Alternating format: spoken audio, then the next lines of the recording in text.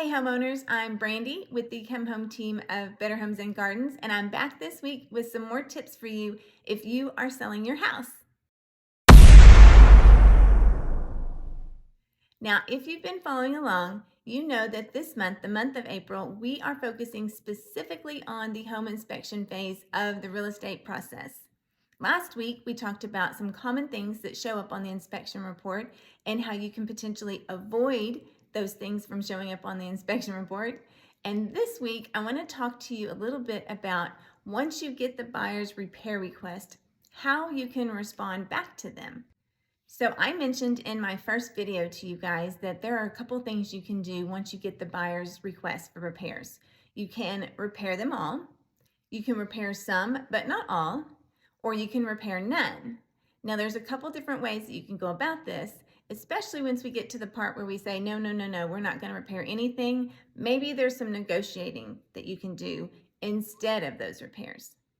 So you get the inspection report, the buyer has 5 different things that they want you to repair. They're easy for you to repair, so you say, okay, I think I'll just repair those for you. That's the easy one. Another response that you can consider is to say, I'm going to repair some of the items that you asked for, but not all. So let's say the buyer submits the repair list to you, and it's this long laundry list of things. The inspection reports can be lengthy sometimes, and a lot of times the buyers will just say, I want you to fix everything that's on this report. Well, that's not exactly easy. And so what you might do is just focus on the high points. So what I would say are red flags for a lot of buyers are electrical issues and water issues. So anything that's going to be a safety concern, you want to pay attention to that as well. And maybe you can fix some of those things yourself if you're handy. Now, the third option that I mentioned, which is I'm not repairing anything, Mr. and Mrs. Buyer, is also an option. That typically will scare a buyer away. So one of the things that you can do if you don't want to make the repairs, or maybe you don't live in the state or the area where your property is that you're selling, and so it's very difficult for you to make those repairs, you can negotiate something instead of making the repairs. Usually it has something to do with the dollar sign. What you want to do when you're coming up with that dollar sign that we talked about, which is going to be an allowance back to the buyer or a credit to the buyer at the closing table.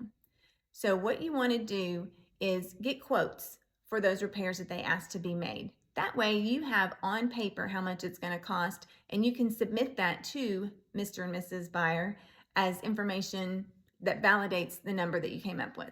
Now, if you decide to provide an allowance or a credit to those buyers at closings, I'll say in lieu of repairs, you want to make sure that you put that information on a general addendum. Do not include it on the inspection report. Lenders don't like the words an allowance in lieu of repairs. So make sure when you're working with your agent and also the buyer's agent that they understand we're going to put this information, we're going to put this allowance that the seller is going to provide to the buyer on a general addendum. That's going to help you flow through the process quite a bit easier.